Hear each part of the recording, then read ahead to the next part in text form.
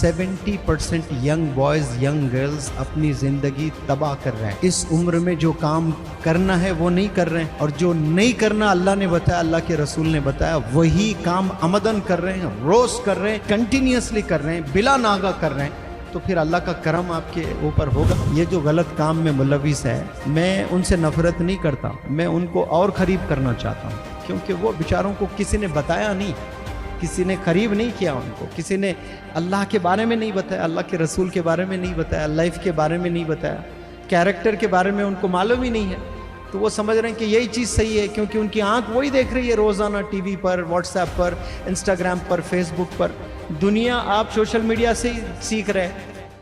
marriage करनी है तो मालूम कर लें कौन है, कहाँ तक पढ़ा है, अपने वालिदैन के ज़रिए से पता करें उसके फ्रेंड्स कौन है, मस्जिद के मौज़न से जाकर पूछें कि भाई ये मस्जिद